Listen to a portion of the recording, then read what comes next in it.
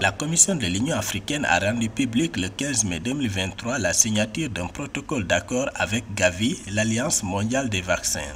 Le partenariat vise à renforcer la vaccination de routine dans les États membres de l'Union africaine, soutenir une fabrication régionale de vaccins, réaliser des actions de plaidoyer pour la vaccination de routine, renforcer les capacités de diagnostic et de surveillance pour les maladies telles que la fièvre jaune, le choléra, la typhoïde, communiquer sur la prévention des pandémies. Pour le Dr Jean Kazaya, directeur général du Centre africain de contrôle et de prévention des maladies Africa CDC, la collaboration entre la Commission de l'Union africaine et Gavi soutiendra également les investissements dans l'objectif de fabriquer localement 60% des doses de vaccins nécessaires sur le continent africain d'ici 2040. Invité d'honneur à la deuxième session ordinaire de la 6e législature du Parlement panafricain fixée du 15 au 2 juin 2023 à Midrand en Afrique du Sud, le président de l'Union des Comores et président en exercice de l'Union africaine, Azali Assoumani, a affirmé son engagement à travailler avec le bras législatif de l'Union africaine pour impulser plus de progrès sur le continent.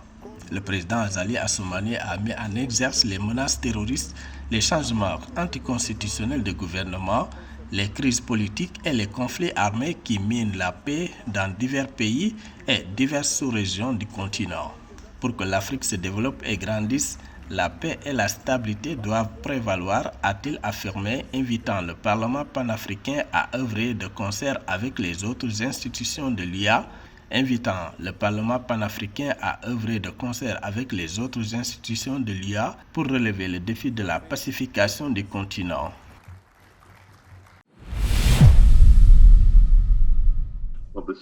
Le commissaire aux affaires politiques, à la paix et à la sécurité de l'Union africaine a exposé le 22 mai 2023 devant les membres du Conseil de sécurité des Nations Unies la situation au Soudan et les actions menées par l'Union africaine pour un retour au calme dans ce pays. Depuis le renversement de l'ancien président Omar Hassan el-Béchir en avril 2019, le second coup d'État du 25 octobre 2021, l'Union africaine a suspendu le Soudan de ses organes, mais laissé la porte ouverte aux médiations dans le cadre de ses principes et valeurs démocratiques. Malgré le déclenchement des hostilités militaires le 15 avril 2023, l'UA a maintenu le mécanisme trilatéral mis en place avec les Nations Unies et l'IGAD pour une reprise du processus politique inclusif. Nous devons maintenant commencer collectivement à planifier les négociations inclusives sur un processus politique auprès du Conseil de sécurité des Nations Unies. De son côté, l'UA déploiera des envoyés spéciaux dans toutes les capitales voisines du Soudan,